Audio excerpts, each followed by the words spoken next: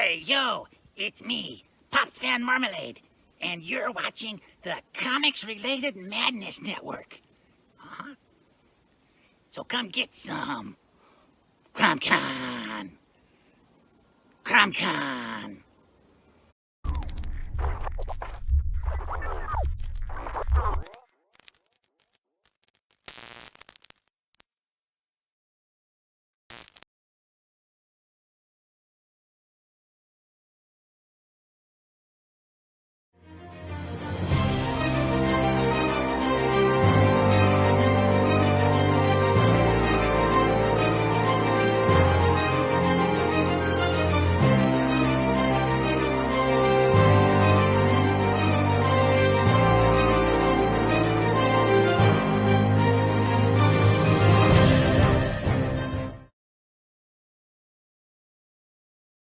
Hello, and welcome back again to the Hyde Hermit Studio art stream. I'm your host, Hoy, illustrator, animator, graphic designer, and also voice actor. And here we are on the Madness Network. Going to be illustrating some more Yu-Gi-Oh stuff. Right now I'm working on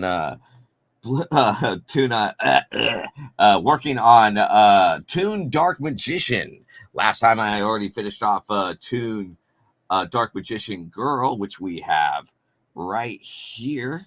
So we already recently finished that. But coming up this Thursday, we are going to be over at PawCon, located in San Jose, at the Double Tree, a 3-day event that's going to be happening over there. So if you happen to be over at PawCon, please check out our booth at Hyde Hermit Studio. So we'll be there going on. And all that wacky jazz is the case. But how is everyone today, and all the peeps that are watching here on the Madness Network going on? I saw that CromCon was going on, and I got to check out some really interesting, peeps talking going on throughout the weekend. From, I guess it started from like Friday, Saturday, and Sunday. I hope everyone had a good Halloween last night. I had a party going on Saturday, and that was pretty fun. And I hung out with Christie Shinn on Sunday and stuff like that. So it should be all, that was also pretty fun to do that too, than anything else. Is the case. But yeah, this is going to be a charm and also a sticker. Majority of the time is going to be a sticker, 100%. That's what's going to happen. So we're going to see how that's going to work. Maybe if I just did it like upwards, or maybe I'll do downwards, I think. Well, whatever, how that's going to work. Let's see.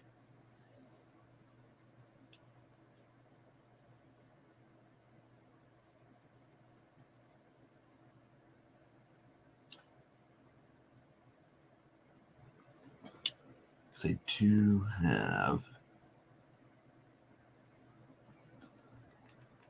I don't like that as much.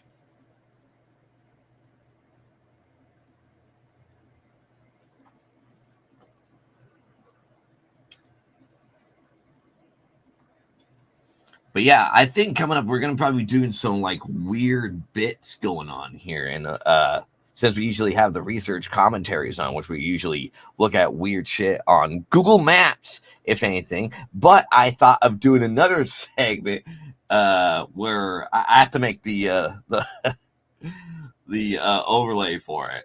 But another segment called Nighttime Drive and Talk is the case. Is where it doesn't even have to be nighttime driving. It's just driving, really. But where I'll make an overlay of the interior of a car, and then I'll animate like a steering wheel with my hands like elongated on this. Like I'll animate on the After Effects and stuff like that. But it's gonna be like really stupid, but it's gonna be pretty fun because there's like a lot of ASMR like driving on YouTube, and I think that'll be fun to do. Because I've seen 4K walkthroughs and then 4K drivings. I even found like, a 360 directional over at DPRK. That was pretty fun where they're going through the train and stuff like that. And I thought that was extremely hilarious. Maybe we'll try that out on the research commentary zone to see how that is going to work out and stuff like that. Because I think those are phenomenal than anything else. Hello, peeps on there. It's okay to chat it about over on the on the chat if you're coming from YouTube or Twitch or anything like that. We also happen to have a website with a bunch of merch going on over at HydeHermitStudio.com if you want to check it out, if you want to support the show here and stuff like that. What is going on, chat? What is going on here? We got like 6 peeps watching now, so that is fucking dope to me. Get that out of the way too. But yeah, I recently finished off. So I finished off. I'll show you the recent ones I did. So I'll show off the Red Eyes Toon Dragon that I've recently finished off. I'm pretty happy with the results on this one. So definitely pretty fucking dope on that. And then we finished off Dark Magician Girl. That came out really nice. And then I also finished off Grebo, which is great because we definitely got that going on here and stuff like that. So we'll see. But yeah, so we'll probably try out some new bits on the research commentary zone and see how that's going to roll. That's for sure. Like I said, we'll probably check out TPRK or maybe some other places or maybe do some weird stuff. I remember I was trying it out last night over at Hyde Hermit Studio, so on Twitch. And I was, I found a 4K drive-through of, how should I put it, over in Miami, Florida. And let me tell you, I was kind of a bit irate about it because not a lot of people turned on their right blinkers or their right turn signals at all in downtown Miami. Really upsetting. It's incredibly stupid, that's for sure. Oh, shit.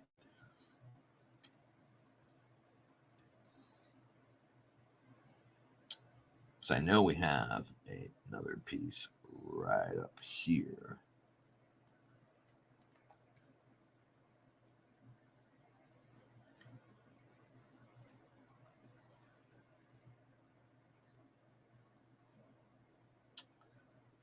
Actually, that's not looking correct at all. It's not what I wanted. Stupid. But yeah, how's everyone going on? Tell me about your day, especially your Halloween party time. Did anyone else have a happy Halloween? I know I did. Met a bunch of peeps, talked about a bunch of things on the internet and a variety of stuff. That's what's going on.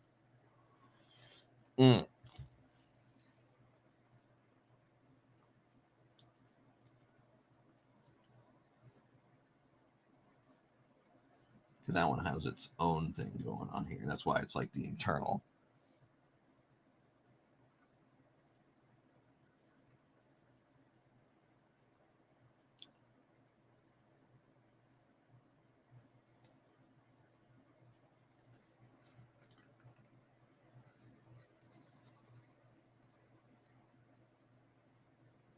Still waiting. I'm hoping I'll be able to get into LACC. I'm really banking on that one, but if not, it's not the end of the world. Not a big deal.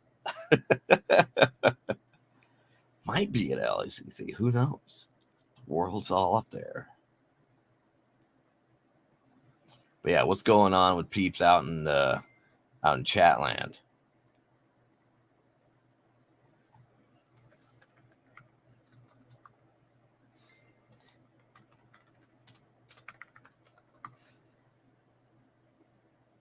Pretty good Halloween. I had a pretty good Halloween, so it was super fun. I definitely liked it.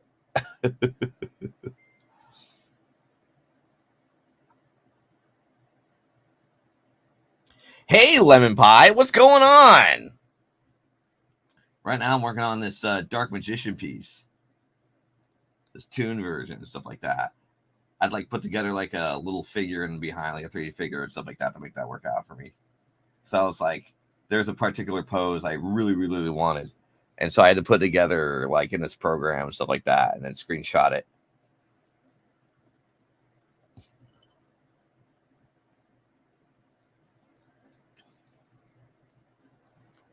But yeah, what's new with you, Lemon Pie? Did you enjoy your Halloween? Did you have a good Halloween? Did Mr. Lemon Pie have a Halloween? Do you even celebrate Halloween?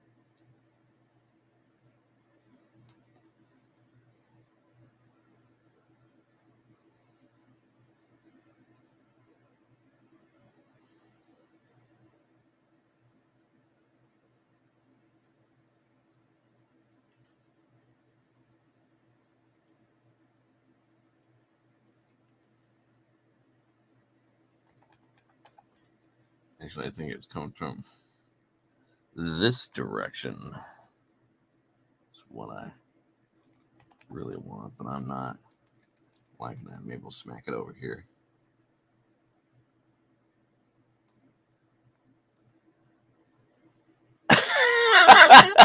I don't get that pumped up about Halloween like some. Oh, yeah? Well, what do you do on Halloween? Do you go to parties? Do you do nothing? Or were you celebrating CromCon?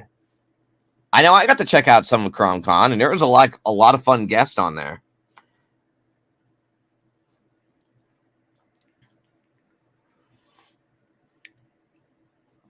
I think I watched a guy got mad about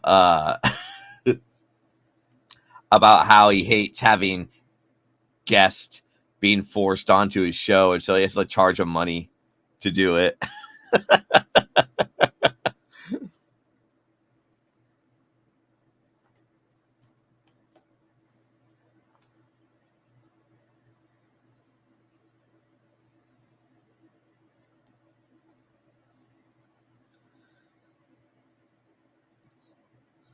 Like, I didn't even think that was possible.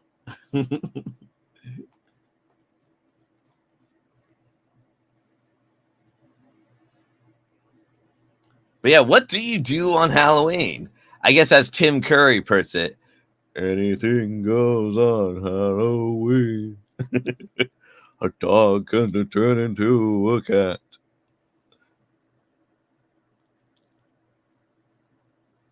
Like, yeah, pretty much, yeah. Well, like, he charges guests that, like, shoehorn their way in. Like, he didn't naturally, like, go after them. Like, they just kind of, like, force themselves onto being on their show, and so he charges them. As opposed to, like, you know, if I was running, like, a panel, whatever, and I said, oh, I want you to be on my show, that's natural. But if there's some guest to be like, oh, can I be on your show or something like that, and be like, no, but I can charge you money, though. It'd be like $40 or $20 or whatever.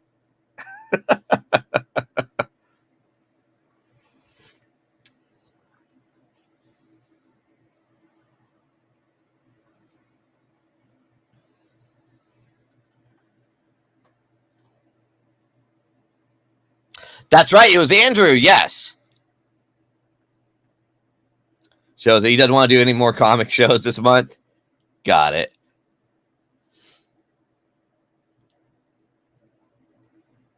Yeah, because I remember he was talking about that. And so he was saying he doesn't like having, like, yep, promotion does sometimes cost. Yes, absolutely. Absolutely. For sure. Like, I guess if I had, like, people come up to me like, hey, can I be on a show? It's like, well, all right, this is how much it's going to cost. Then I guess that's, like, good money. I can say that. But at the same time, it's like, oh, shit, now I got to do research and everything and my due diligence and whatnot. Now I got to do real work. God damn it. I don't know how much Andrew charges for people being on his show. I'm assuming it's $1.50 and a Diet Coke.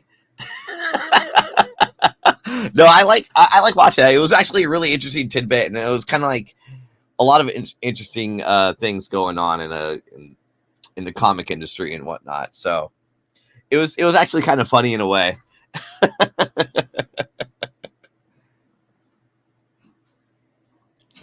Pops knew who I was talking about.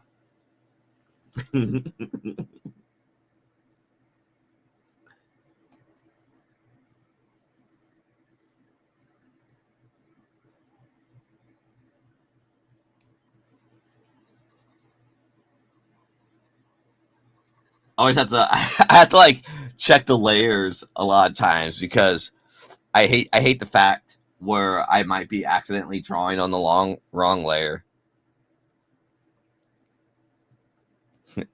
We don't charge, but we accept donations. How about Tree Fitty? I don't pay that Loch Ness monster. No Tree Fitty. It was a long, gangly green gentleman. Then I realized it was the goddamn Loch Ness monster. Then he asked, I want Tree Fitty. No, I'm giving you Tree Fitty Loch Ness monster. So good, so good. I love it.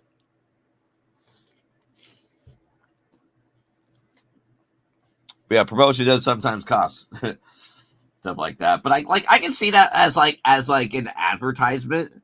If someone want push a product on my show, I'll be like, yeah, I'll accept money for that. I'll 100% accept money if someone said, hey, I'll pay you money to push a product on your show. And I'll be like, yeah, sounds legit. I'll do it. And I'll give them a quote. And then they'll pay me.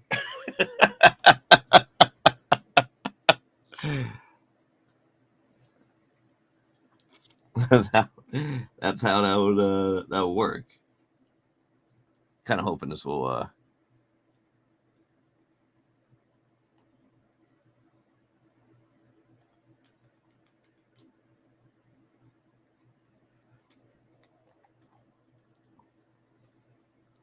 But yeah, since I'm been on a Yu-Gi-Oh binge. The reason why I've been on a Yu-Gi-Oh binge lately, because a lot of peeps when I'm at the shows, they're asking because they really like my Blue Eyes Toon Dragon that I've illustrated, including the desk mat that I put together and everything.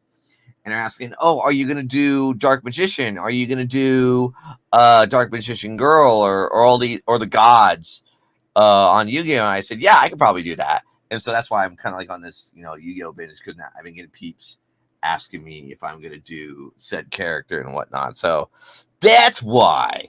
And hopefully that would pay off. Is the case.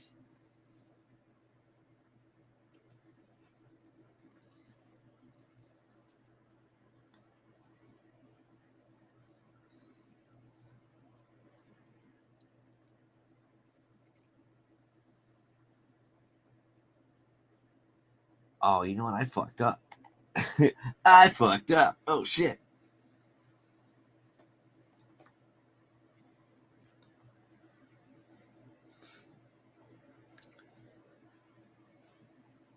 Yeah, so you didn't do anything on Halloween Lemon Pie? Is that the case?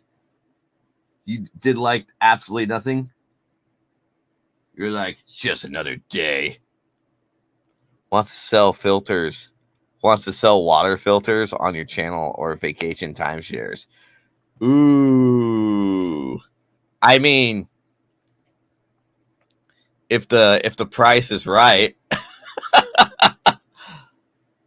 I'll probably do that. I mean, if they pay me a lot of money, correct. I did next to nothing. I figured as much.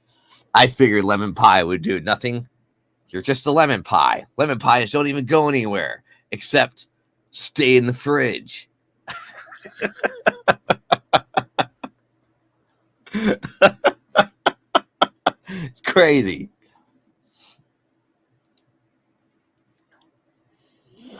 But yeah, I would probably accept I mean, it was timeshares or whatever. Timeshares are such a joke.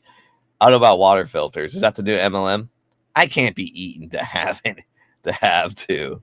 Yeah, so I can't be even set to lay low. Yep, lay low all the time. I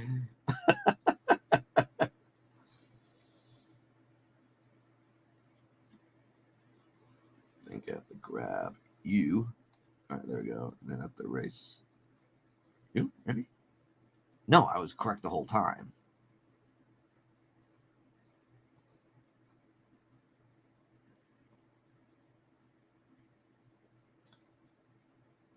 So I have to do this. All right, there we go.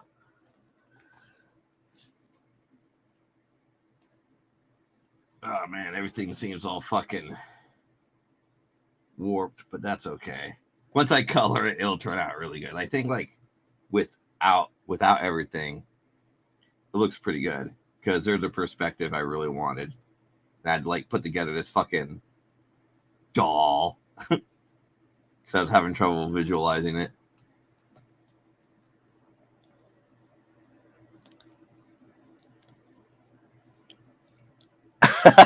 Cromniverse. I'll never sell out. I do like who illustrated this one. That one looks really cool.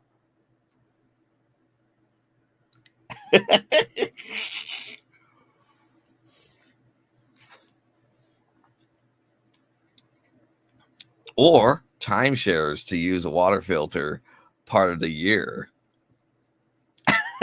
they're like water filter shares.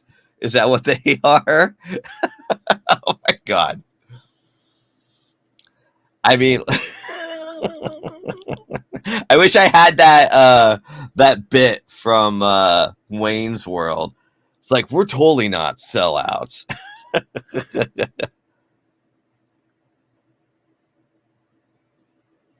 Edwin Boldillo, the guy who first drew Crom. Ooh, that's really cool. I like that he's like Crom's holding Mickey Mouse while wearing the. Is that the new logo for Comic Related Madness? I just saw that change. That is actually the original. That was the one that won the logo contest, and that's where Crom came from. Yeah. We didn't have a character Crom, okay? He wasn't part of the original, you know what I mean? We didn't have Crom when we created the group. And then once we created the group, I had a little contest. I let everybody draw logos. We had a logo contest. This one won. That's pretty cool. The little dude took on a life of his own. I remember, I think in a chat you're looking for like someone to do an LLC version of the logo. I was like, well, why couldn't he just take whatever logo he has? Any logo could be the LLC logo. Because they're different. They're different? We have the Comic Related Madness, which is the Facebook group. Okay. We have the Madness Comic Network, which is what we're building over here. And then we have the Madness Entertainment Group, which is what I'm trying to find a new logo for. Oh, I see. That makes sense. That makes tons of sense now. I mean, we got too many logos already. We got three. I was kind of about to say, I was like, couldn't he just pick one? All different stuff. That's why. They're all different stuff. Yeah. We need a Madness Entertainment Group that kind of like umbrellas over all of everything else that we got it. You know, because the road show is going to have its own look, and I mean everything's going to have its own look. You know, branding is important. You got to have people understand, look at your stuff, see it, recognize it, know it's you. 100% on that. So now I'm gonna let you go back to your show. But yeah. You know, Crom, baby. You know, Crom all the way.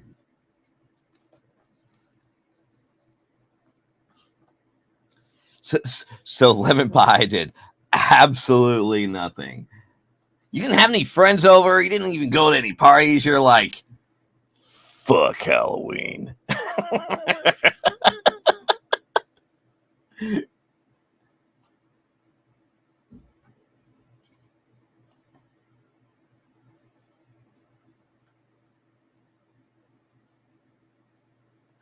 Lemon pies don't go out for Halloween.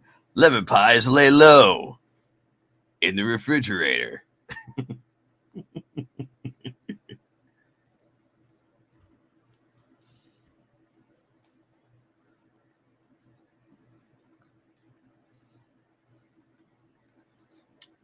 There we go. All right, this is actually turning out really, really good. I still feel a bit unnatural about that. Don't know why that just doesn't set right with me.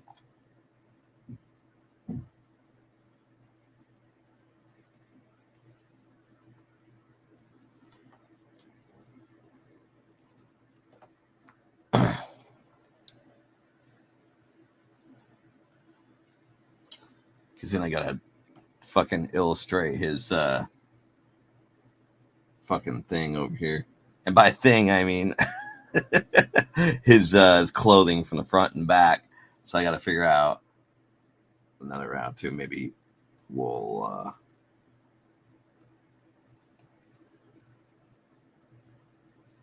oh god, no. not on that layer. I still gotta fix this shit up here too, but that's okay. And I also gotta fix this shit too, because he has this giant fucking weird hoodie. If anyone's ever watched Yu-Gi-Oh, you probably see this character before.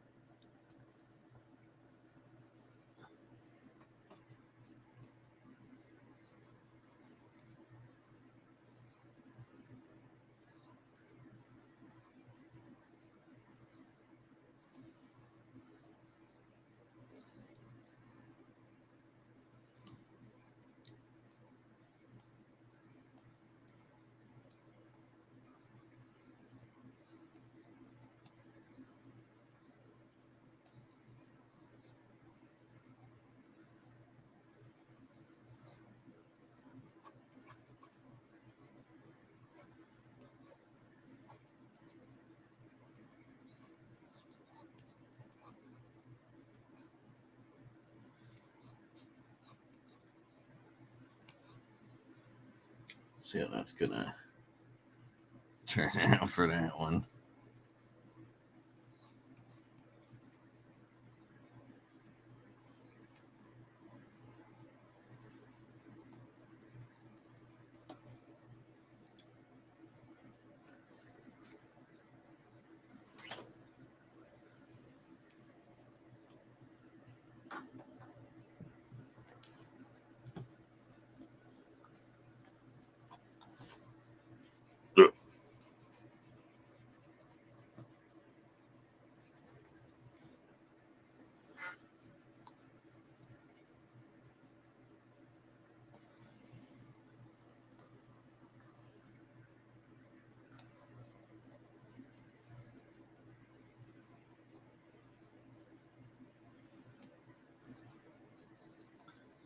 Do want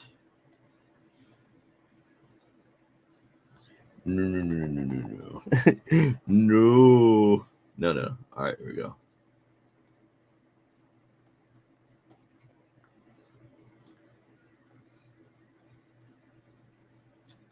I want to fix that too.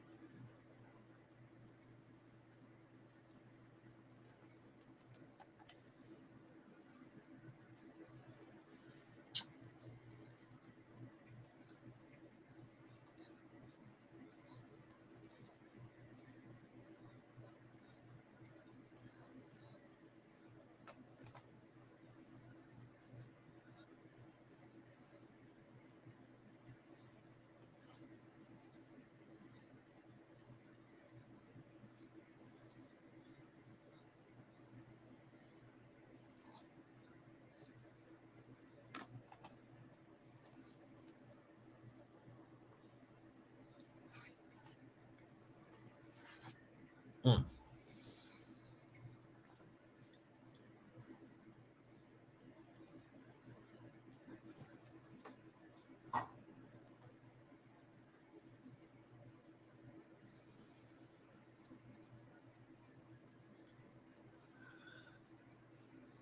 See, I had this whole. No. I see. I had it going down that way. There we go. We got it.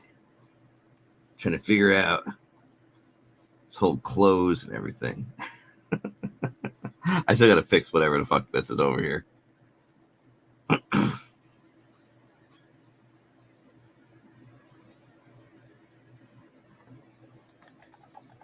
Kind of like that as much.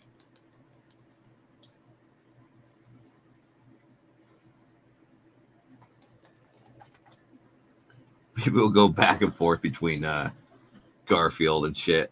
I'm still working on that book.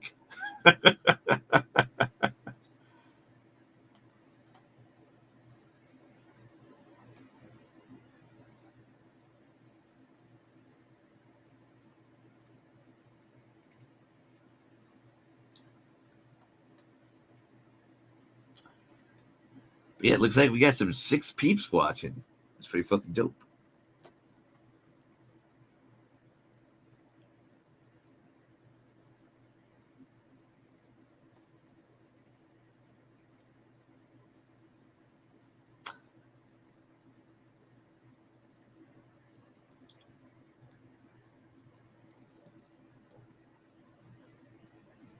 Wait, hold up.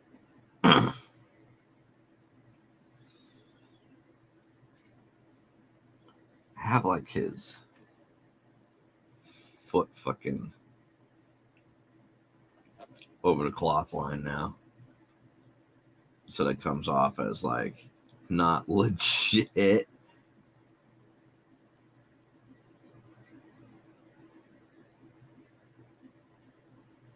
Fuck. That means I gotta raise his foot. If I want to keep the cloth line. Alright, we'll make that work out. Alright. So you only get to see part of his foot. All that work for nothing. Oh well, that's okay.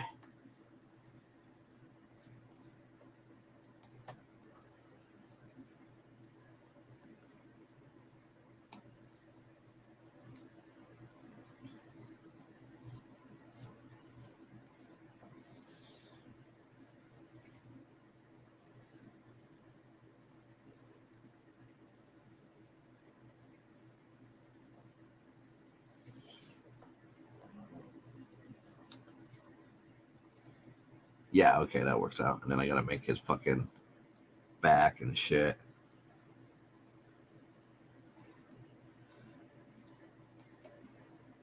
Because this is turning out really, really fun. So with like without all the shit behind him and everything else. So I still had like fucking illustrated, but this is like the main core in the back.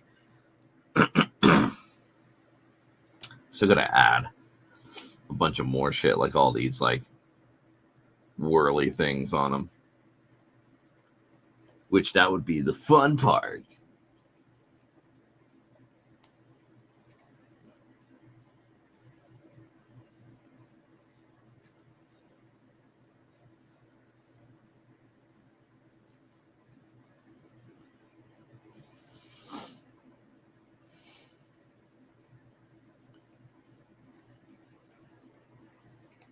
Actually, I don't think it was like one piece. Oh.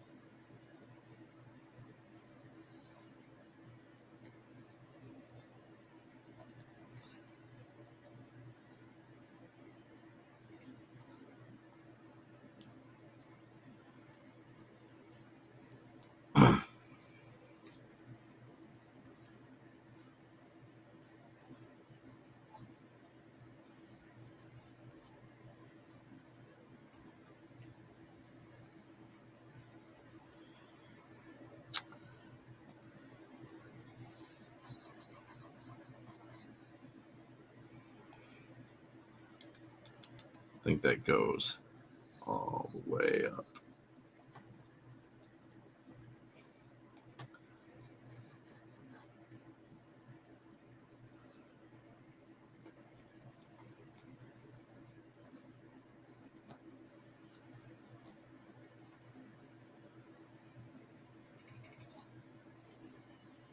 Actually, I think right there.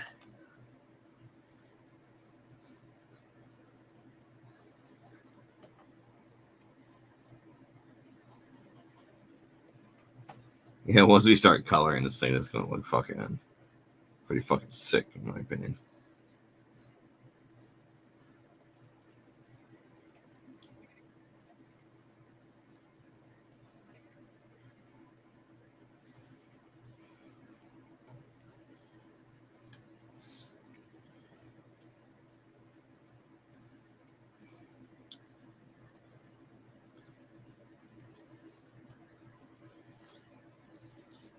All right, and he has like these swirly things on there, so I gotta like add that. So we're gonna go and do.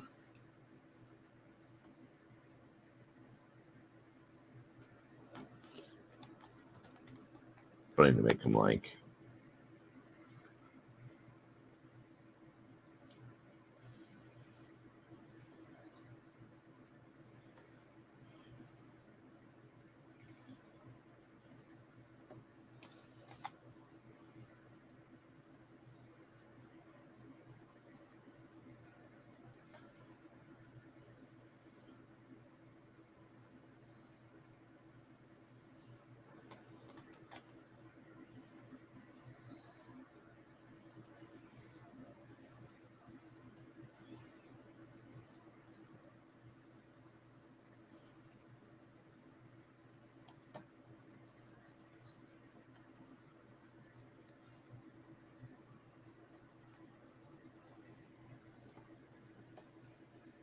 Still need to add like some more detail and shit, but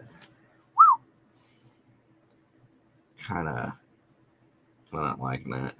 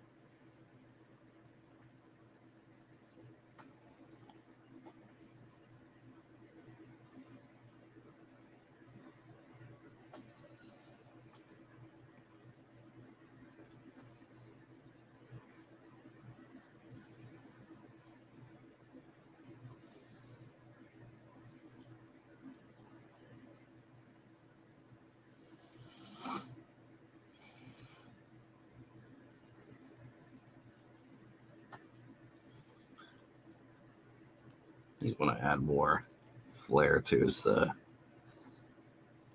we go.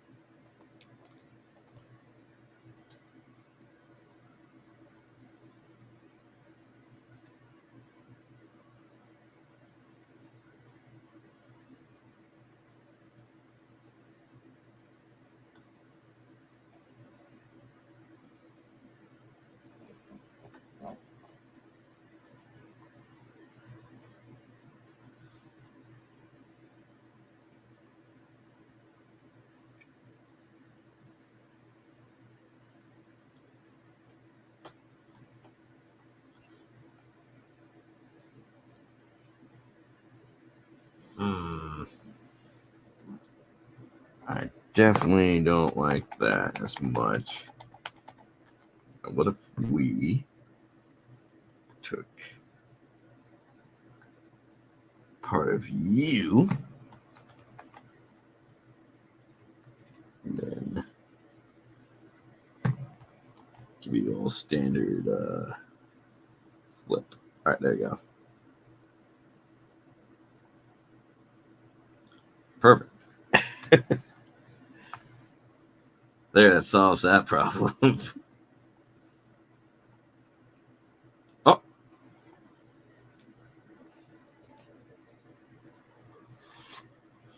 It's called being lazy.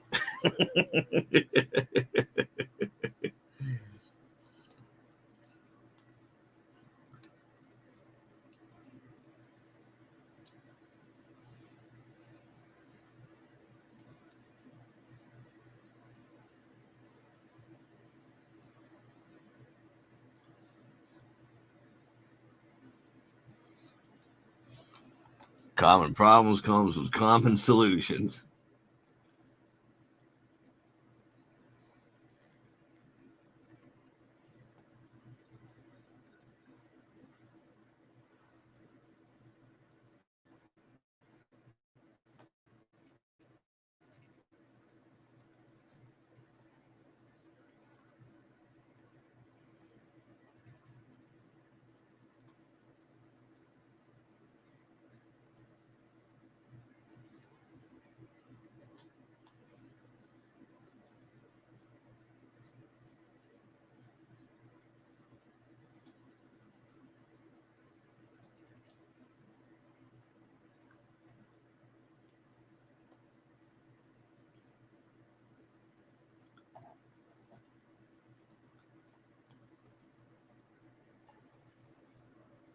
There you are.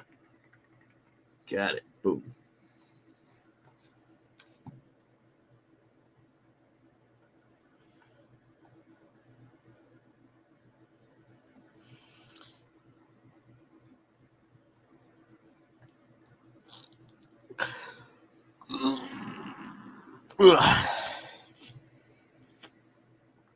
But yeah, after PawCon, we're going to be over in Arizona for PDFC.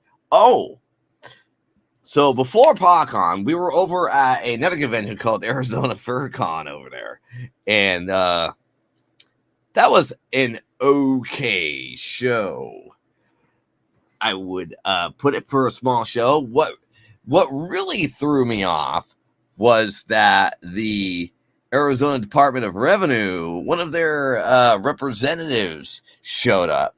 And I said, wow, that's really bizarre, because it's like, why would the Arizona Department of Revenue give 10 shits for a small show?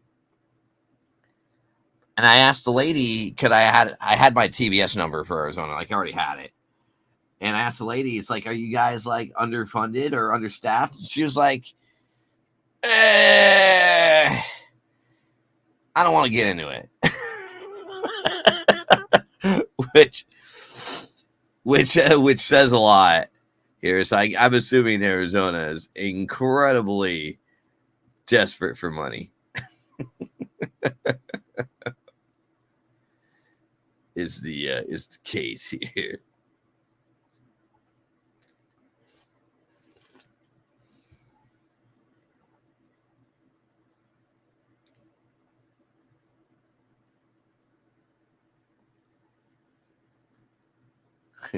What would you do, Lemon Pie, if Lemon Pie is still around?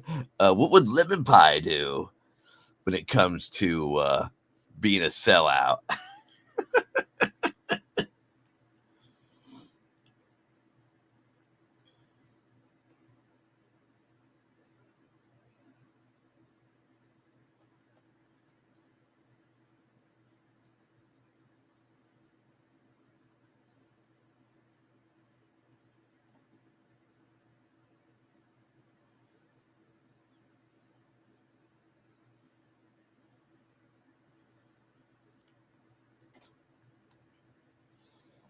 I forgot that.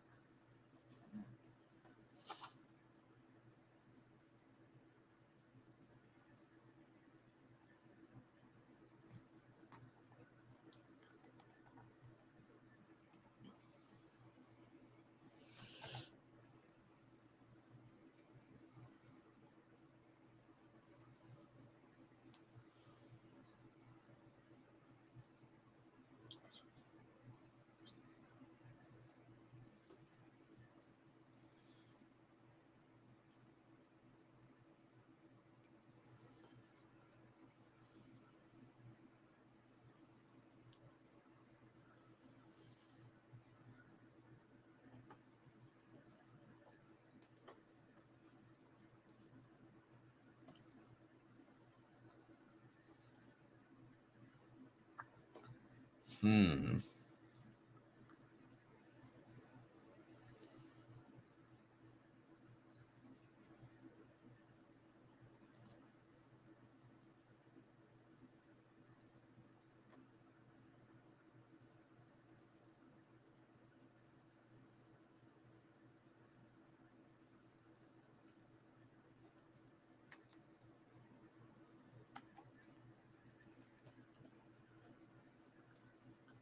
Sit at this weird perspective, so the 3 rings on him comes off as like.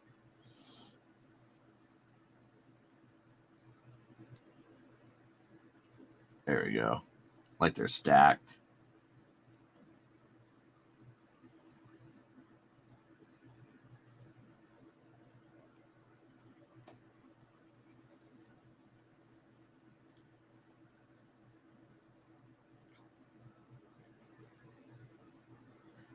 All right, then we're going to add his head thingy, or his basically what seems to be, I wouldn't say like a cape, but some kind of fucking thing. I have to think it's a hoodie. It's like some weird hoodie.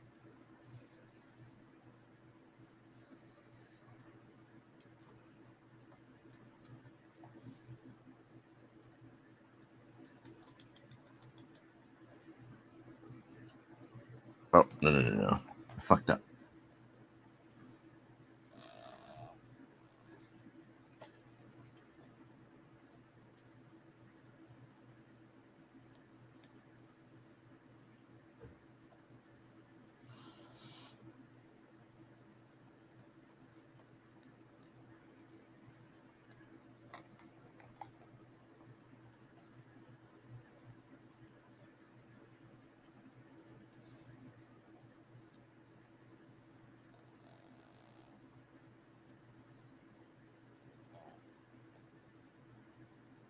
And then the other part's like really fucking out there.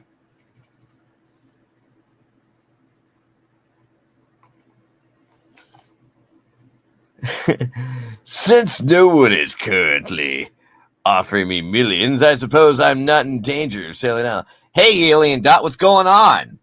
How you doing? Well, how was your Halloween? Well, that's good for you. I mean, that makes sense for a lemon pie to not sell out. But let's say you were offered millions of dollars. What would you do?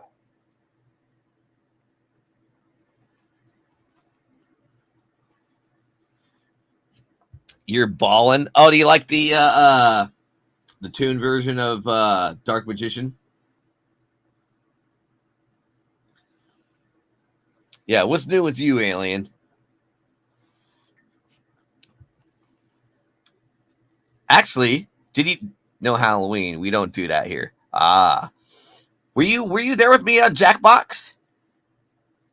Alien? I believe you were. I mean, you were the only one there, so did you have fun playing Jackbox? I did. With Witherling and stuff?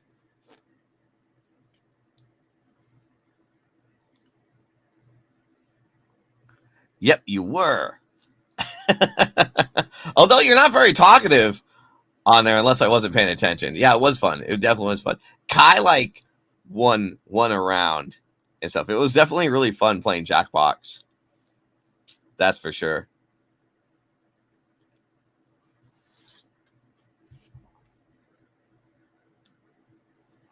But how come you don't do Halloween where you live? Why is that? Tell me why.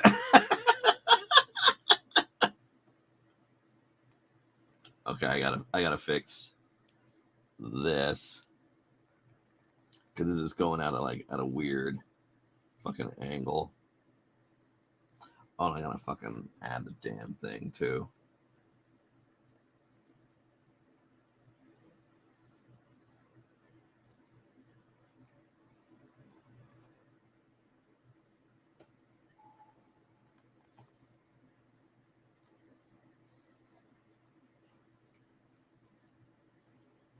Assuming it's like it's all this. Oop, You know what? That didn't come out the way I wanted to.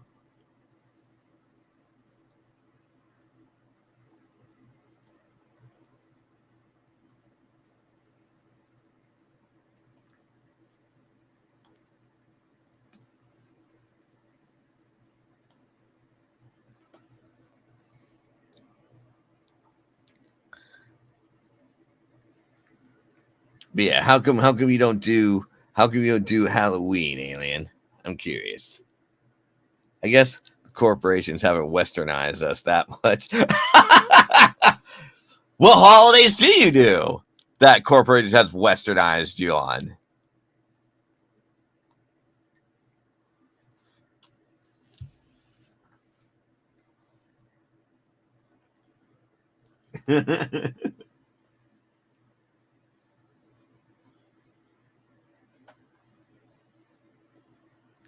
Not many. Like which ones are the corporate holidays that you celebrate?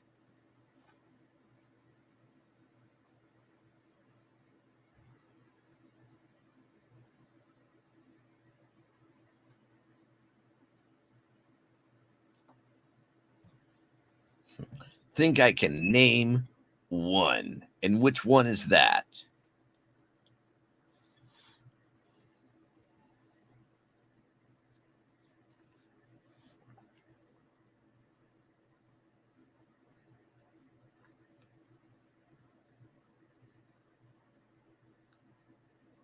Oh, I don't think I can name one. Oh, you can't name one. I misread. Whoops.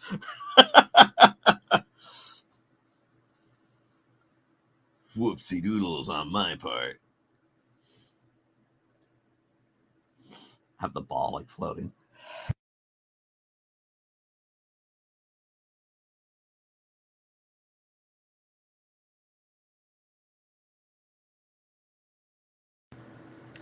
It happens. But yeah, what's new with you?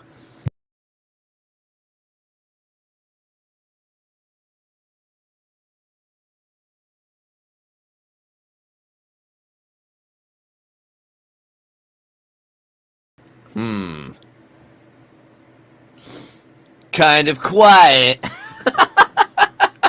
Oh yeah? Why is it kind of quiet for you, Alien? Did Because I didn't get to experience all of Witherling's 24-hour con. Did they go on agi.io for like collaborative drawings or no? I don't know if you participated fully or not.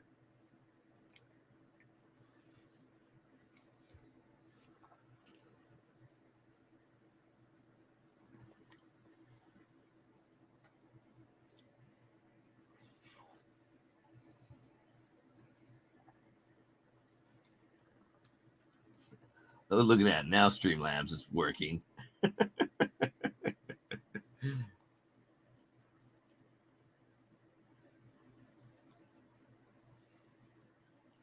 Where were you before?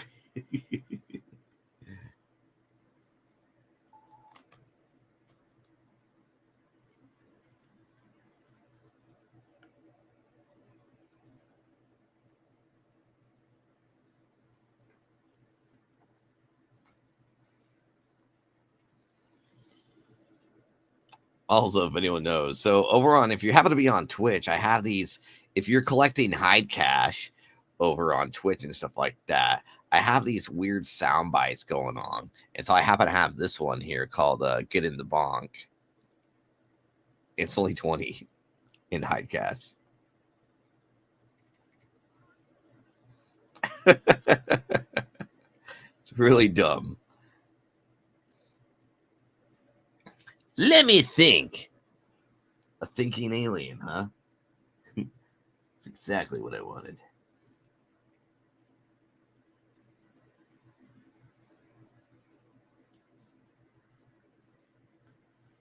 Yeah, because the first bit is like this. And in the second one,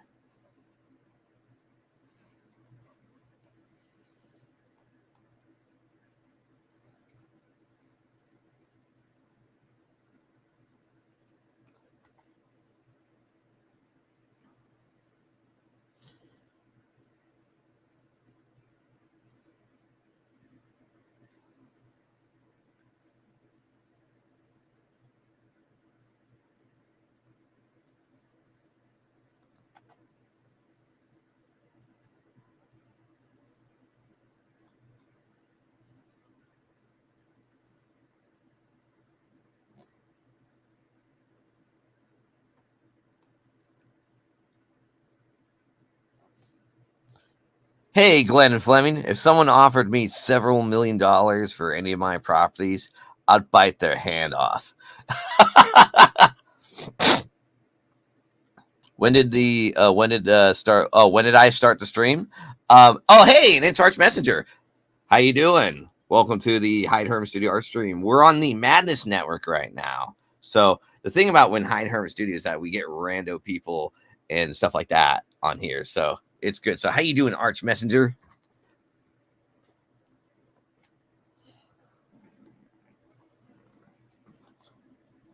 Yeah. We usually, because since we're Hyde Hermit Studios on the Madness Network, we usually on Tuesdays from 11 to like 12:30 ish, depends on how many hours Pops gives us. But yeah, sometimes this could happen.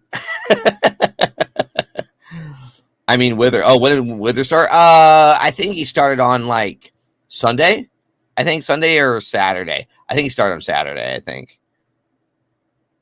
For Whittling, which is another guy. I was on his 24-hour stream playing Jackbox over there on his stream because he was doing a 24-hour Halloween stream. Yeah. But yeah, how are you, Arch Messenger? Tell us about yourself.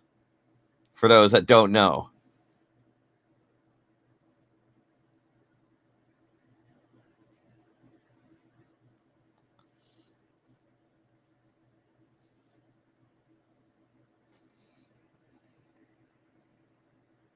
Oh, yeah? How did you like that? How do you like Nickelodeon All-Stars?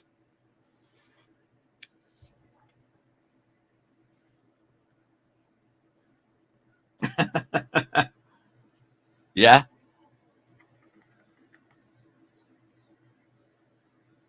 Really? They actually got voice actors? Because I remember last time they didn't have any. There's like, no, and it's like, what? You didn't have any money, Nick? The fuck's going on?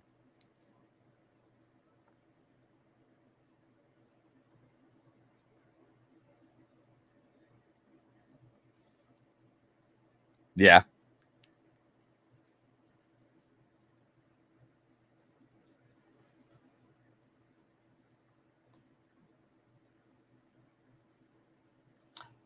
Right.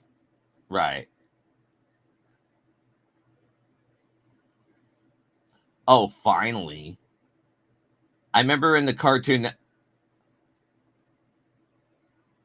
No. Oh, no. Is it?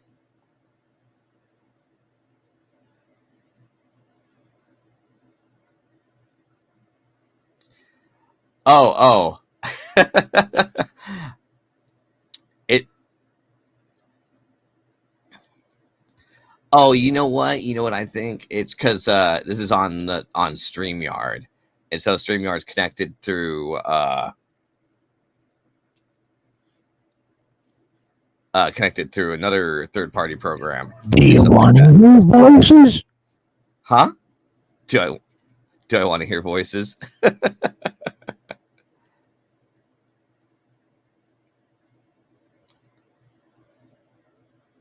What?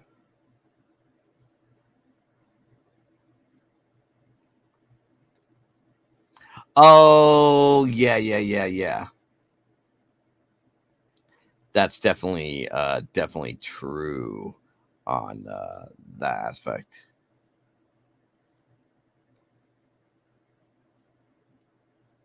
Yeah. No, so I guess they can't. So they can hear me because I have like my audio setup connected to StreamYard because StreamYard is connected to Twitch, and that's how I was able to stream on Twitch and on Twitter and everything else through that. But we're only here, but we'll be back like again around like 4 to 8 as usual on the longer streams. This is like a shorter stream for the Madness Network. It's what's going on. So that explains why they can't hear you. If it was on my regular stream, they can definitely hear you 100%. It would be no problem. Oh, so Lemon Pie says, I'm not doubting anyone's sincerity in here. Just saying money can change. Yes, money can definitely change things drastically and financially, depending on what you're trying to do, whether you're going to use that money for good or for evil. I can only imagine.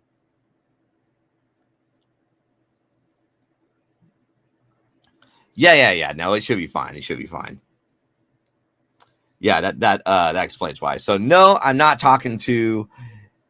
I mean, I am talking to a floated head, but like there is a voice going on. Just this voice is not connected through StreamYard to make that work out. But that's okay.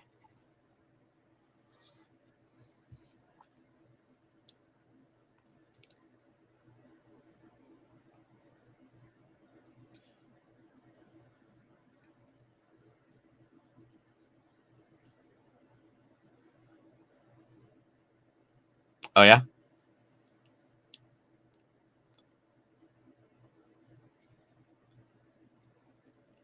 Oh wait, hold on. I can do this. I wonder if I can invite.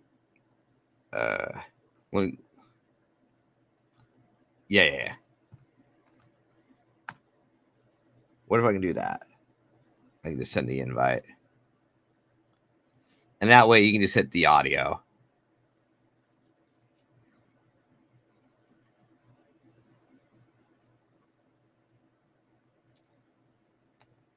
But you can leave the Discord on. Oh.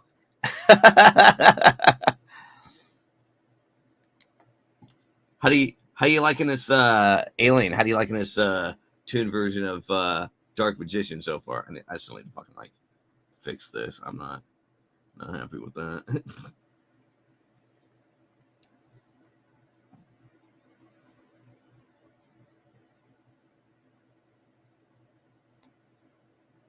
Okay, cool. Yeah, just do the mic.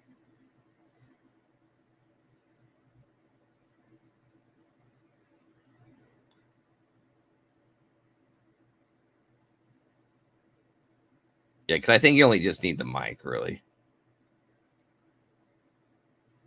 Yeah. I don't know how to appreciate Dark Magician. What's your favorite Yu-Gi-Oh character, Alien? We recently, I don't know if I showed you this, but I've been showing it to a lot of people. But I finished off a Dark Magician girl that I did. And so I'm going to make this into a charm and going to be selling this as stickers. So that one's going to be really fun to do. I haven't watched Yu-Gi-Oh! Oh, well, you should. The creator died, but he died by saving 2 people from a riptide. Oh, where'd he go? Well, you can still pop into Discord just to pop up your character.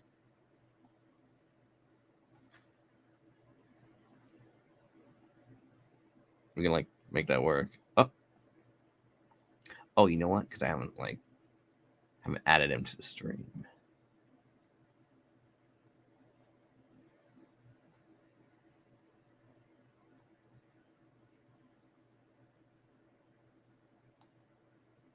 Something's weird's happening here.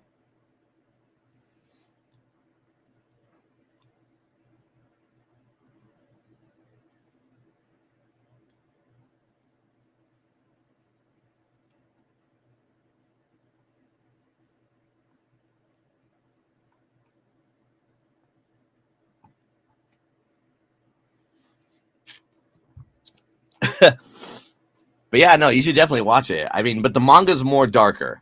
The manga is definitely more darker. The card game is more like kid focused, like card, like, you know, pretty much promoting that. So it's more like product based. There you are. I can just unmute your mic. Oops. There we are. Hello. Yep, there we go. Let me see if I could do that and then try to. All right, perfect. And then enter Discord and try to enter Discord so at least it responds. Yeah, because I already unmuted your mic. I just have to mute you on Discord and then hear you on StreamYards. So, or vice versa. It doesn't matter. Well, it's easier for me so that way I don't hear an echo for one of them. Oh, okay. Yeah, got it. All right, cool. Okay. Now we have it. Now we got to work it now. Great. Okay. We got it all the way. All right. I haven't watched Yu-Gi-Oh. Yeah. No, I was just reading what their messages were. Okay. Yeah, Yu-Gi-Oh, like I grew up with well, didn't grow up. Like I did have that sort of experience with Yu-Gi-Oh with both the cards and also the anime. Yeah. But I only stopped with 2 versions, like 2 Gen ones. The first one and the one that they're in the academy. Got it. Because the one beyond those, it's like, okay, they're just in a futuristic settings by that point, and I'm pretty bored by it. And about the question of why I don't talk that much is because I cough harder than Arthur Morgan from R2 RDR2. Oh shit. That's pretty funny. That explains why. Okay. I was curious because I was like, was I not like paying attention that Alien was talking, or what? Because it's like, gosh, you weren't talking as much as usual. I was right. I guess you weren't talking as much. I thought I just wasn't paying attention to you at all, and I was like just being like completely like oblivious to the fact that you actually did talk, but it wasn't me. It was you the whole time, Alien. Mm-hmm. That's for sure. Yeah, one of my one of my recent ones is sort of an alien related character, like extraterrestrial. It's for like an associate of mine that wanted to have like a PNG tuber version of that sort of idea of theirs, you know, kind of a combination between like the Clerks, you know, Silent Bob / Paul from Seth Rogen's character Paul, right? And several other ideas, maybe their likeness type of thing. So I try to do different ways. Yeah. It's still in the works. Like I technically got the concept done so far. I just don't know. Right. Mm-hmm. Yeah. The current thing I'm kind of stuck on is, well, not stuck, but like they say mostly it's good. They just have it's just to change the eyes, but I don't know what sort of eye design that they want. Okay. It's still gonna have the alien big eye thing, but it's like I want it to be something that's not like the traditional alien eye. You know, just what like the grays and everything, the bleak black eye type of thing. That's the entire pupil. Okay, so have you gotten around to it, or to make your VTuber alien thing? No, like that's what I was saying. Like I've got the concept done so far. I'm just showing the person like, here's these 3 versions. Here's the default one. Here's one with a beanie hat, and there's one with the hat he said he requested he wanted. I see. So that way, like, there's different versions. That's like, okay, we could, you know, compromise of which design he would want. Right. And so far, he likes most of it. It's just remove the eyes. I'm not sure about the hat yet, because the hat seemed like, how do I say it?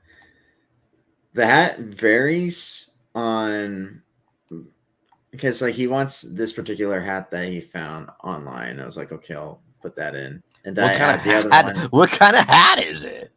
It's sort of like one of those cap hats, but like it's one of those very how do I say? It's not like a baseball cap. It's like one of those flap hats that you would see like homies would wear. Oh, so like I know what you're talking about, like a flat. It's a baseball cap with a flat brim. It's sort of like a flat brim, or maybe it has an arcing brim or something like that.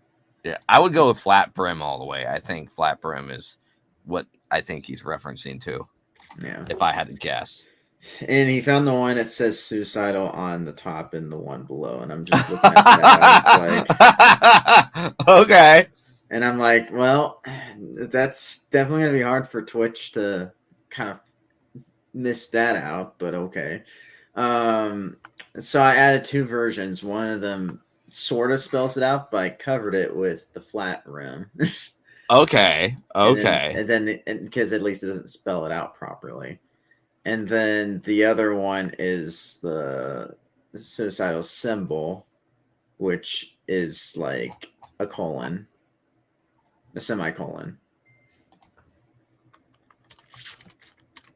If anyone doesn't know what, like, because this is me just recently finding this out, apparently a symbol for suicidal is apparently a semicolon, and I'm just like, really?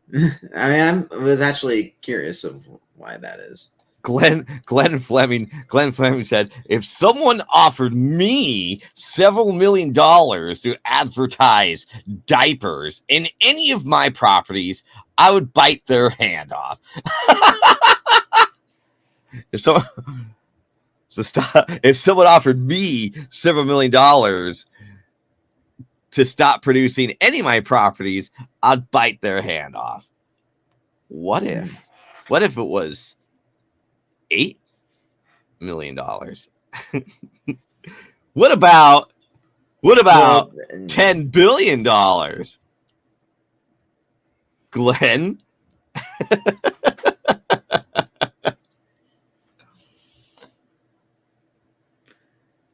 And I guess since it's in a network, is it all right is it fair of what language or whatever that's said on? No, it's okay. Okay. No, I was just making sure. It's like, technically that is what they requested. Like when I was looking through their references that they gave me, I was like, okay. You'll still bite their hand off if it was $10 billion, Glenn. $10 billion. $1 billion. I don't see why would anyone like pay you money to make you stop producing. Pucker. Like, you can always go. Like, I don't think you can stop anyone from producing anything in general, because you can always go under a different pseudonym each fucking time, because now you have so much money that you can just do fuck all with it.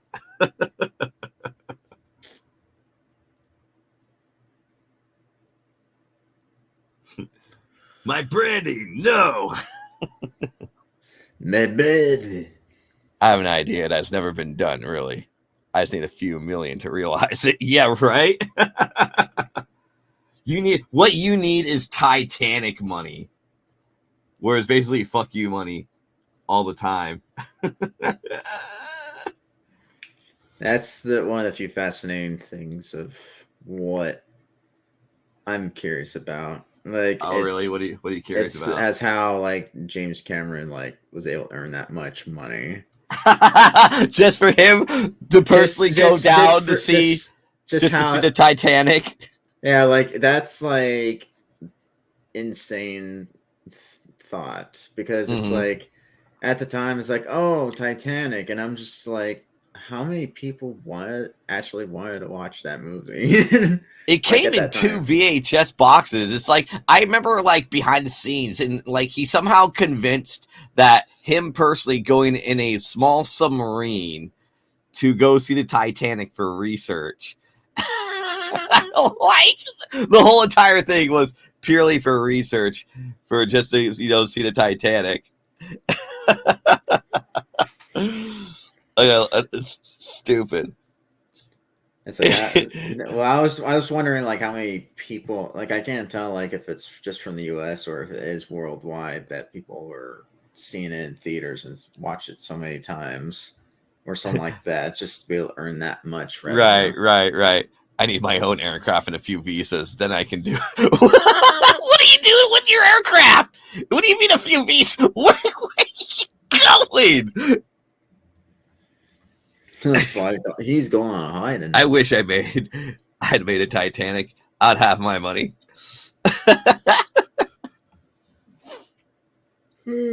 If only if it wasn't made out of iron, and then have fucking. All I have to think about is I have to figure out is like what's their PR groups that they have. Just to know, like, James Cameron. Yeah, just to know like, oh, this is how you actually roll everyone in. This is the gimmick that we could be able to have them get. He must have hired some like really how should you say persuasive people to convince other people to invest in James Cameron. Like, well, it's James Cameron.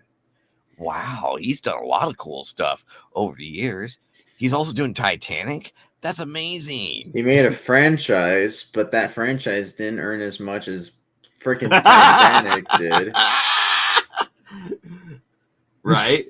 He did Transformers. Or How Avatar. dare you question him? Or Avatar. So much that they had to do Avatar, the second one, so bad.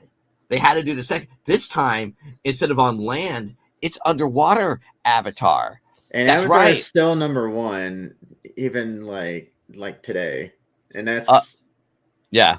Yeah, because like I know that Avengers Infinity War try to put or Endgame. It's either Infinity War or Endgame. Right, like, they try to push it so much, like to extend the length of time in theaters of the weeks, and they still couldn't reach it. Yeah, like I'd hire James if I could make my film. He makes money. Like it's like James. Like, why are you making underwater Avatar? We already have an underwater Avatar. It's called Waterworld. We already have that. If you ever saw Waterworld, it's that's the most over-budgeted film. It's not only over-budgeted, it's not only overhyped, but it was underwhelming aftermath. Oh yeah, no, it's definitely super underwhelming. Like people are like, oh wow, I remember watching Waterworld as a kid and be like, wow, this is pretty good. It's really good just to watch once, and then you're like, okay, cool, that's done. Yeah, yeah, pretty much. I think it's like the equivalent of like taking your kids to Disneyland and be like, all right, cool, a fun experience. Now we can leave. It's basically what do you call it? Star Wars land. Yes. The next Avatar is going to be brilliant. This much money, and then it's like, well, we don't want to go. The only reason why the first Avatar was like good because it's basically fucking it's Pocahontas. It's what it is. You took Pocahontas and then you took like, what if we add Rob Liefeld like characters for military in it? What if we just did that? No command? No, there's no command for Lurk. I apologize. No command for Lurk. Who has a command for Lurk, Alien? I'm curious. Does Willie have a command for Lurk? Yeah. As I was saying, by the time I reach my goal, I'm going to actually officially set up Streamlabs to have commands work properly. Yeah. Commands are fun. Oh, at least I'm gonna learn how to, at least. Yeah, because it's pretty fun once you get the hang of it and stuff like that. And you're like, oh, I can do all this cool shit. And so far, I'm just grinding through. So, Glenn, what makes you think that the next Avatar is going to be brilliant? And actually, since it's going to be James Cameron, how many explosions are there going to be in the next Avatar? Underwater world. I'm gonna say this. It's probably not gonna involve some technology like that. It might. Yeah. It might involve different forms of technology. Oh, it's probably gonna be like underwater explosions, like implosions. It's either underwater, or it's either gonna be up in the sky. For the most part, not on the ground. All right, yeah. Unless if they do decide to do something that's not the tree related, maybe they might have some burrowing type of vehicles, like kind of, how do you say, like those drills or all that stuff. Right. Drills. Oh, like they're gonna do some burrowing type ordeal, underground type of thing. I see. Because the technology in filmmaking, or the technology in fictional storytelling.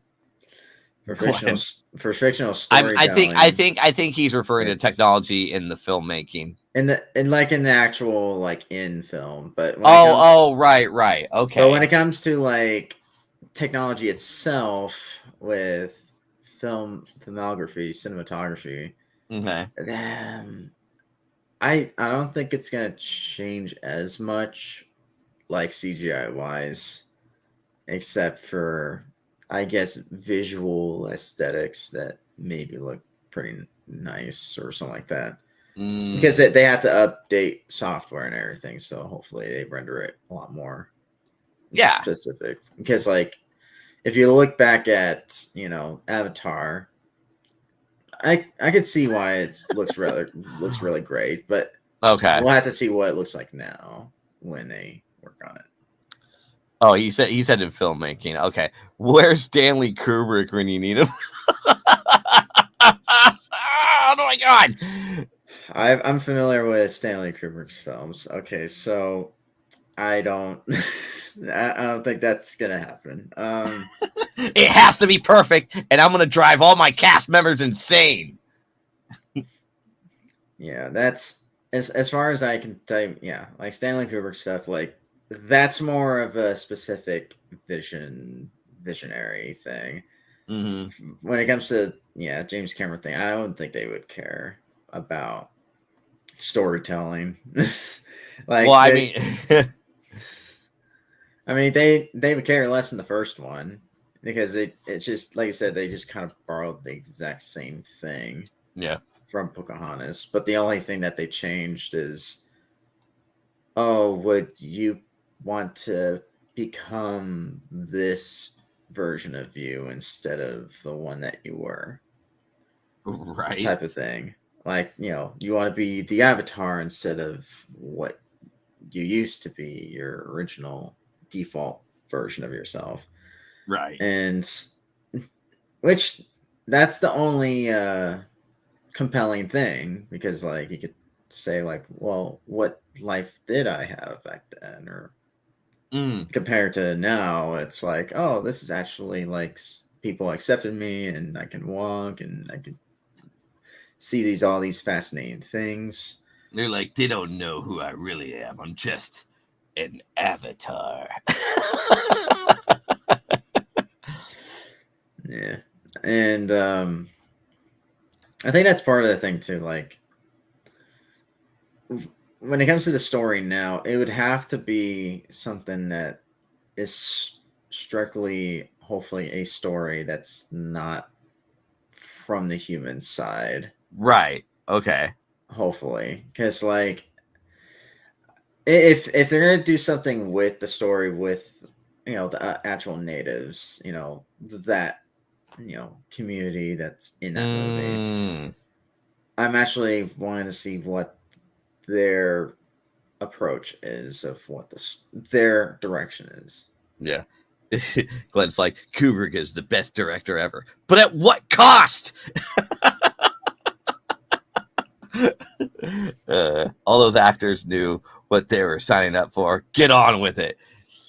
If you never heard of a Kubrick film, you knew exactly what you were doing. If you don't, you're gonna get fucked. But yeah, I don't know. Like, we'll see how the Avatar film's gonna go and stuff like that. Like, I mean, it like the concept sounds pretty interesting, but it's like, oh, it's Avatar, but like underwater, and it's like, okay, neat. And because I guess the other one made like what? How much? Let's see, Avatar. How much? It should be in the top of the chart thing. Did Avatar gross? $2.9 billion. Yep, is just the case. alone. Just alone for Avatar. Like, the closest was second was Avengers Endgame, which was $2.7 billion. But Avatar is still fucking top than anything else because their budget, you know what their budget was? Their budget was $237 million. And the box office came back with 2.9. Like, god damn it. What's the one with Infinity War comparison? Like, what's their budget? Infinity War? War? Not Infinity War, their Endgame. Endgame? Yeah. Endgame's, so since the Endgame's budget was $356 million, and they got $2.7 billion out of that one. Yeah. But you got, like, A-grade celebrities on their chat. I mean, so on Avatar and shit, but still, like, 2.9 billion. Fuck. And that was from, like, 2009 over December 18th. And yeah, that's the whole that's a whole decade around there in between. You know what? It would be hilarious where that this next Avatar is gonna flop. Like, he probably won't make. I wonder what the budget for this one. I doubt it's not even gonna peak $1 billion. Yeah. Avatar 2 budget. Because I'm not gonna say pass $1 million because it's probably gonna do that anyways. But I'm just gonna say it's not gonna pass $1 billion. Okay, so the budget for Way of the Water for Avatar is about $250 million. That's their budget that they have. I guess you start low and then you win high is the key to the success of making films. Well, you want something that's like not overblown, and you just want something that's like we want to sustain.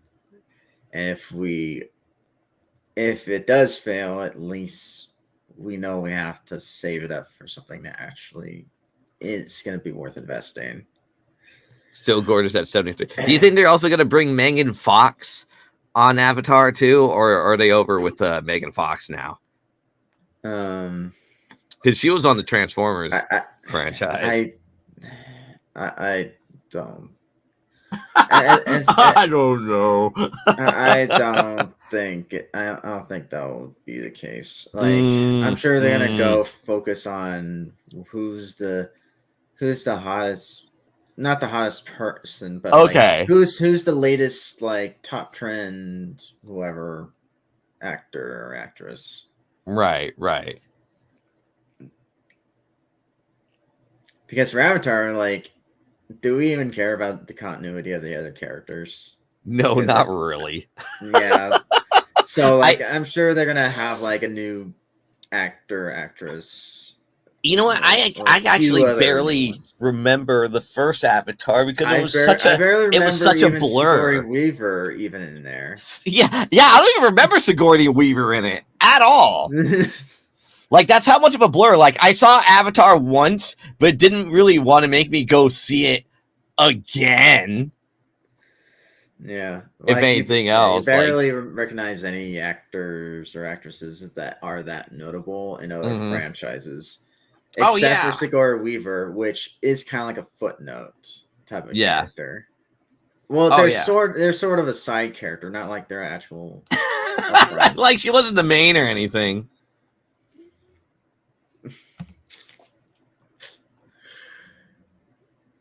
Because the only time I only remember Sigourney Weaver that was in that movie was she was an Avatar in that too. But she's like been doing it before because like she's kind of more of an instructor or some form of supporter. Right. It's like that other community that's not like native version, not. Yeah, because I know there's native tribe versions, and then there's other communities that there's sort of them, but it's right, not like because they know like they're kind of in hiding, or at least they're in the base, kind of practicing or doing whatever. I see. Got it. I gotcha. But yeah, that's his best in my knowledge about that. But like, and that's just only watching it once. Because the only other two actors or actresses I know is like, yeah, there's the main character. There's the douchebag boss guy that plays golf, and then there's the over the top military.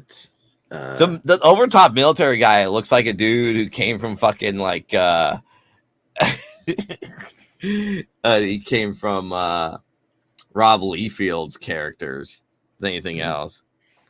Like literally comic book character from Rob Liefeld whatsoever. I was like, man, this is extremely over the top military dude. Yep.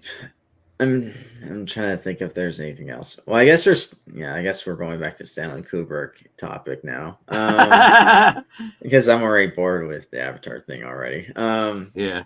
Kubrick. Which is your favorite film of Kubrick, everyone? Yeah, what is your favorite film from Stanley Kubrick? I think because I'm not sure who was messaging earlier on YouTube, but like, yeah, I know they were talking about Kubrick related. Yeah.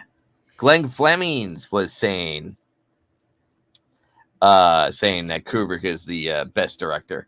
I think what we have 2001 Space Odyssey was another Kubrick film. Yeah.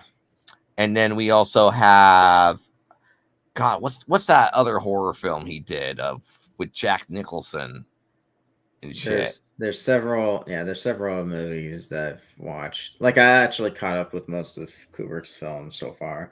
Oh, not really? All of them, but his most notable ones. Oh yeah, like what? Like I've watched Clockwork Orange. Oh yeah, I totally forgot about Clockwork Orange. Yeah, that's a good one. I watched that one. I watched Full Metal Jacket. Oh, Full Metal Jacket's really good. I definitely enjoy Full Metal Jacket. And I also watched The Shining. That's the one you're. Yeah, that's the one I was running. Yeah, it was The Shining. Yeah, Shining one was pretty good. Really fucked over a lot of people.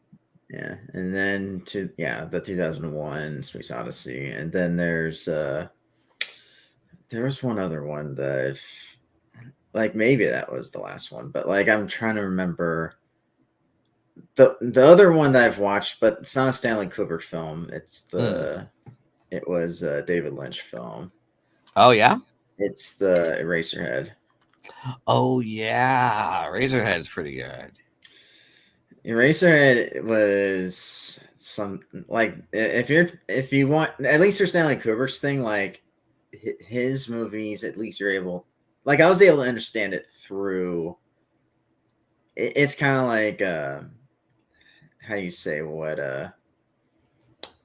George Lucas would say, like it rhymes when you're watching through the film. Mm-hmm. That's what Stanley Kubrick's films kind of had me, kind of immerse myself to watch when watching his films. But when it comes to like, how do I say it? With David Lynch's films, they're more interpretive films that even the things that they show you like, even when you try to guess, like you don't know if that's accurate. Well, what's interesting is that I think my roommate went to go, I guess like David Lynch had like a Q&A at some convention, whatever. And so he went over there to see this Q&A, and he finally had to answer the question to him. I think it was like some book, whatever, because he asked him like, what the hell does that mean? And it was kind of a bit of disappointment because David Lynch couldn't like give a proper answer.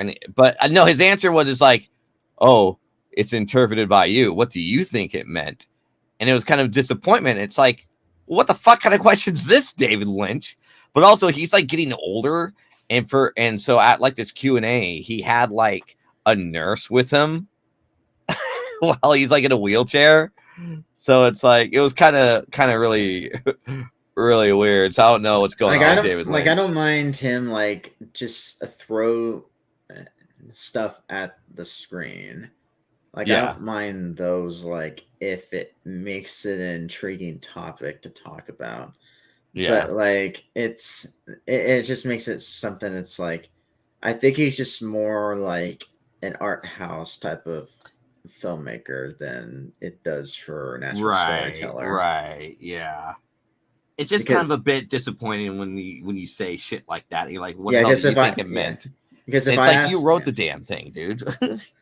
Like I said, I don't mind like if him being an art house filmmaker and like it doesn't have to mean anything. It's just something that's like the whole idea. It's like, okay, I'll watch these films, and I enjoyed watching the films because it makes it compelling. But like it's not like something of logic you don't have to follow. Like I think that's why like that's what David Lynch I think meant. Right. Like, I don't want them to make them think. I want to let them think. Which that's sort of the thing. Like, sure, like at least it's something of you could have an answer for yourself,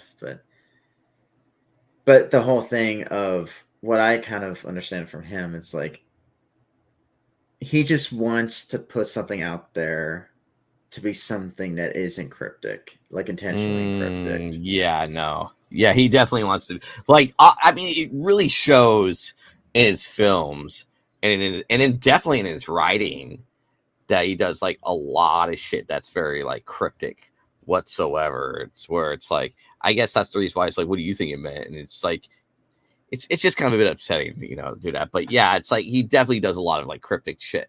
For sure. That's like all over his goddamn fucking like writing style and stuff like that. That you're supposed to figure that out. You're supposed to sleuth all that shit out in this cryptic metaphor that you probably won't even fucking get even barely close to what I actually meant. Than anything. Or it's not meant to say anything. It's just or it's just fucking gibberish. It doesn't mean jack shit. You just project it into something that was nothing. Like it's supposed to project a feeling that you're supposed to read from it and not actually think it's a coherent human thing to make out. Right. It's sort of like this does look depressing, or this feels like very eerie. This feels like, an unusual sight, but it's intriguing. Yeah. Or it's like whenever I was watching, like I said, the Eraserhead thing. It's like when I was watching that film, the music part and its tone. Yeah. It goes all over the place. Like it doesn't actually feel like it has a coherency. That's why, like when you're watching, it goes from one end, they're just eating at a table, and then they're like, oh, like talks about like, oh, she's pregnant, and then for some reason, like his mother-in-law or soon-to-be mother-in-law somehow got too intimate with him. I'm like, what's going on here? Yeah, and like, it's like, is it supposed to be his sense of like, what do you call it, of desire or some form of lust of any sort? But that's just more like of the tension is like from the mindset. That's why like it feels like it's that sort of clouded imagery, like as the film continues. So that's why that one thing happened, and then there's a bleeding chicken, and then there's the part where like for some reason his hot neighbor enters inside his place, and they decide to make out, and somehow she sinks into the bed or something like that. Some weird shit. But hold on. I'm gonna go to the restroom, but I'm gonna put on this commercial here for a second. So okay.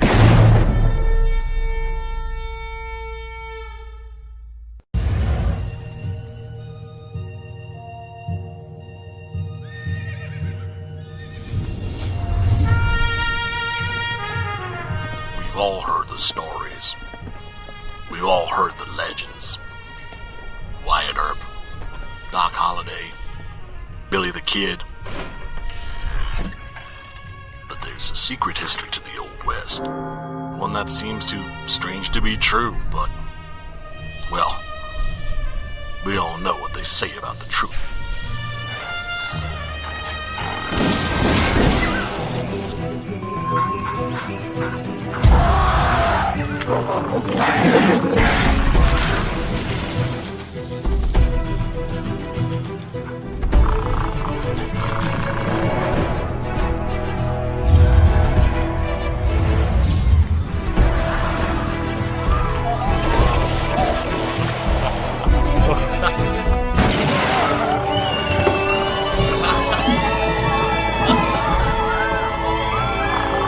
Very big ape, very big guns, blowing very big holes,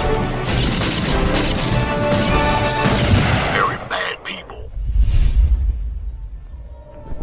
I think the world is finally ready to hear the story of the strangest, the most startling Western hero of them all.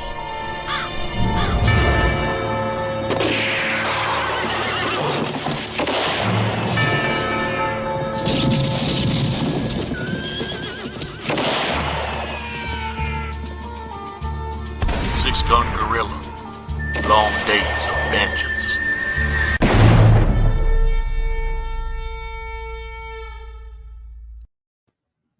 Hey, all right, we're back. Six-gun gorilla, great. King Kong crossover with the good and bad, the ugly. I think that's the premise here, but really cool for that one. But yeah, Kubrick's got like a lot on his roster, that's for sure. I just. Oh yeah, we're also talking about David Lynch too. Yeah, Lynch is go ahead. Yeah. I was just gonna get to hopefully to summarize the thing. Oh yeah. So yeah, you're summarizing, yeah. Yeah, I'm just summarizing the whole thing. So like, all right, yeah. So it's just those very convoluted things that wish that it does woven in together in the story narrative, but in the end, it just does feel like it's just basically like two newlyweds trying to raise a baby, and that's kind of it. It didn't really have like a goal. It just has something that doesn't even have like a finish line, doesn't have a sense of direction. It's just like a slice of life, but in a very when things go upside down type of thing. Right. And that's sort of it. And that's why I kind of took from that. And it's like, I'm glad I've watched it at least one time, but like, I'm just feel like, well, it's not going to feel like something I would go back to because it's definitely a conversation starter, but that's it. Oh, for the David Lynch film? For the David Lynch film. For Kubrick, at least, since we're going back to Kubrick, so I'm done with David Lynch. So that's basically a David Lynch thing there. Yeah. For Kubrick's case, you could make good conversation starters, but at least his films you can actually go back to watch. Mm-hmm. Like they actually aged very well. Oh, with Kubrick films? Oh yeah, they definitely age very, very well, for sure. Yeah, like even the things like people kind of say of controversial parts about how he made the films and how he had to instruct his, actors and actresses to do certain things because, like, yeah, it was an issue at that time, but when you're in that sort of business, like they're innovating filmmaking. Like you're gonna have some some filmmakers that are trying to push boundaries of whatever ways that hopefully can articulate that very art of filmmaking. Yeah. What am I hearing? Oh. I thought it was like a phone or something like that. where was I?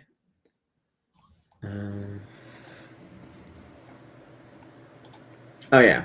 So yeah, for Kubrick films like for Clockwork Orange, for instance. Yeah, like I can old clocky. As far as that film, like I know a lot of people say, "Oh, it's a controversial film," like even back then when the book came out. Right. And I'm just like, well, does it have something actually worth noting or talking about in the subject matter?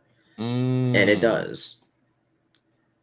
Because the only things people kind of notice, like, oh, it has the most horrifying scene with a traumatizing scene in the beginning of the film, which, yeah, they do. But that's part of the reason it's necessary for it to be there, not because it's just out of spite. It's more like how it actually is going to play through of this particular element that they're going to add midway. Yeah. Because basically he had to do this sort of, because I'm not sure if anyone had watched the film, because I don't want to spoil a film that it's probably been like several decades ago, right? But basically, like, it's rehabilitation process, like when he had to force himself not to, to enjoy the very things to do bad. Or to be able to listen to certain things that's like a trigger thing, like literally has him feel queasy or has him feel irritating in his mind, like he might go insane if he keeps hearing the same song or sees a certain thing. It does show like a very good question about like free will or the other end, which is the very extreme of disciplinary form for humanity's sort of rehabilitation. Because like if they're forced to do good things, then like you're not kind of experiencing the human experience, even though he, in that sense, from before, even though they are sort of the other extreme, but there are some human aspects of him that he did have before his rehabilitation. Right, yeah. And you would see some sort of cases like, oh, he enjoys the little things too. Yeah. Like music, and he enjoys like the pleasures of life, music, and be able to have civil conversations when it's necessary. Yep. And that's sort of a thing that it does make a good payoff, like showing like, oh, this is what happens when you try to do a forceful thing. And since technically it's the government that did this to him, like, and then now they're now in debt to him because of that sort of mishap or miscalculation that right put his testing on him. Got it. And I thought, like, if he were a criminal mastermind, this would be a genius way to get to a top of the chain. yes. But since he actually kind of went way over his head, he just kind of got lucky in that way. Yeah, that sounds about right. And as far as I know, like, yeah, and it shows at the end point where it's like, is he actually cured from his, that sort of forced healing, his forced rehabilitation, or his evil side, or whatever? He's his like evil side, like his evil impulses that he enjoys. Oh, okay. And it didn't actually tell you. It just shows, I guess, he's in bliss wherever he is at, and by that point now. Right. And it ended the movie. And that was actually satisfying enough, and you could actually read a little bit into that. Right. It's like take it at will. Whatever. Yeah. And yeah, for Full Metal Jacket, I definitely enjoyed. The most interesting parts was in the training. When it comes to the actual war, it's entertaining, but it's not like something that was able to pick right back up again, because like when you get to the intense training process, that I think I would say that's the most memorable part of that movie. Yeah. Because that one was like showing how they had to train and how he had to punish like the cadets or the privates. Yeah. And then that one conversation I'm just hearing from a mental psychopath that probably was pushed to the edge. And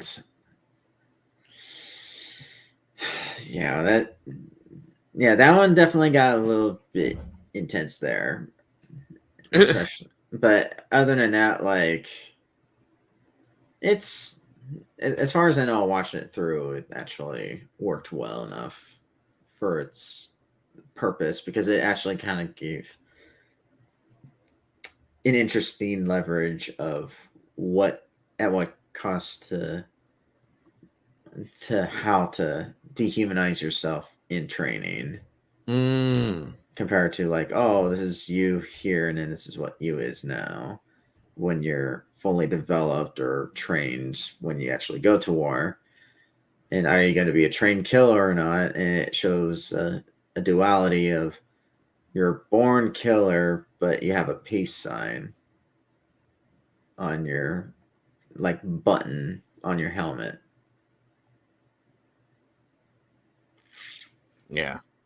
Because it's basically that sort of duality. It's like not really like, you could say it's a confliction or a hypocrisy or anything like that. Or something like that. Yeah. Yeah.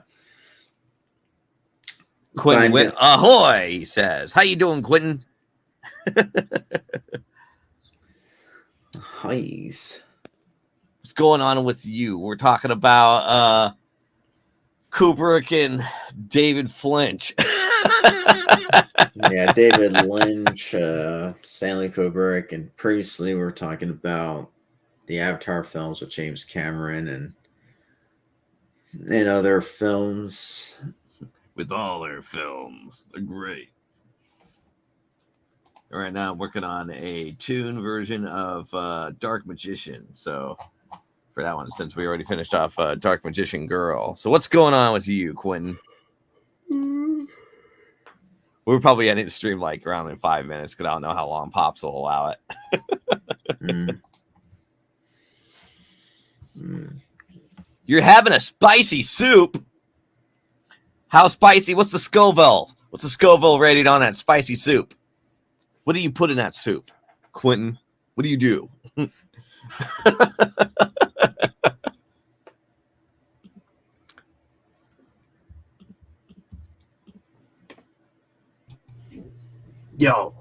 Y'all don't know about this stuff, do you? Scoville rating on that. It's the sauce. You don't know about this stuff, do you? Do you put in that? Do you watch Hot Ones? But this is better than that. I don't think anyone. I got Insanity and all that. This right here. Oh, that's the Madness sauce. Yeah, that exists. Right that's here. real. Yes, this is real. 7 bottles. Between the 7 bottles, there's 10 Carolina Reapers. Oh wow! In one batch, which was 7 bottles, it's honey mustard sauce. It is the Madness Too Hot Honey Mustard. Wow! So, look at that. Hottest yellow mustard. Nice. That's the real shit right there. It's gonna. Oh my god! Wow. He's like, it's not that spicy. I added 4 seasoned peppers. Oh, okay. Well then, that's not bad. Are you a spicy boy, Quentin? Spicy man? Are you a spicy guy, Arch? Okay with spice. I work well with spice. All right. Not too bad with it. Nah, not too bad at all. And spicy time. That's how you want to roll with that. It has red, black, and yellow peppers. Oh, okay. I like red and yellow pepper. I also like green pepper. I used to eat habanero pepper as a kid, but now I can't eat them anymore. I think I only eat peppers when I'm sick, though. Just to eradicate the sickness away by using heat. I guess I could do a quick question. Have you watched the Treehouse House of Horrors? I did see the Death Note Simpsons. Did anyone see the Death Note Simpsons? I like the animation. The story's mid. I mean, the story wise, well, it's not supposed to like have like a very in-depth story. I'm just like, as far as like, just what we got from it. It's like, I'm actually was surprised that they actually went with that direction. Oh yeah, that's for sure. But yeah, I think it was pretty mid.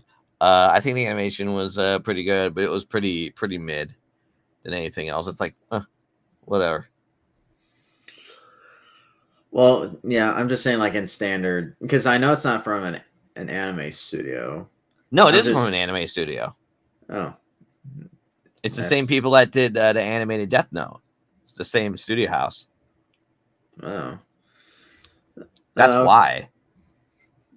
Like they spent money to make that. They're like, we're gonna bring you back because I know you're not working on us, and and I know you're working on other projects, but we're gonna have you just do this sort of only 17 minutes or few minutes, enough for whatever we need for that one episode. Got it. And then that's sort of a thing. It's like, oh, okay. Yeah.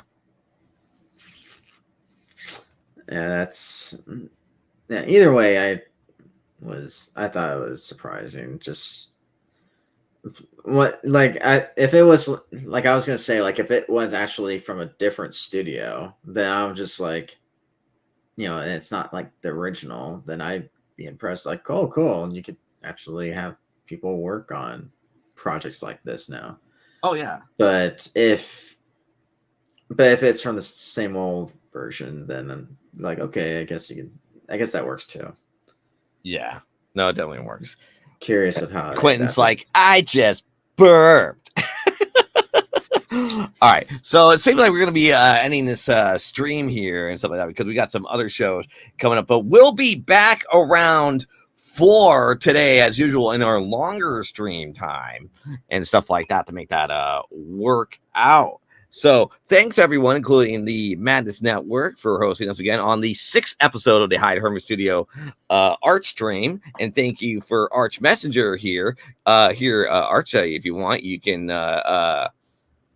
go over to twitch.com/Arch Messenger. I think that's the link that goes to it, I believe. If anyone's interested. It's up to anyone that wants to see that. He's also a fellow artist and animator too, so that's what he does as well. So once again, we'll be back at around 4 today to our longer streams, and we're going to be over at PawCon this coming up Thursday. If you happen to be over in the San Jose area at the DoubleTree. So, anyways, we're going to be let's go over here, put on Comics for Kids, and thanks everyone, and bye-bye. There you are. Comic Books for Kids provides comic books to kids in hospitals and cancer centers across the U.S. It's a place where we can all work together to make sure every child has a comic book. 100% of all proceeds go towards the kids. It's about making a difference, and while they're in the hospital, allowing them to fly like a superhero, battle dragons, or rescue teddy bears. We are in every state in the country and now support over 160 hospitals. Every month, we add more. Visit cb4k.org.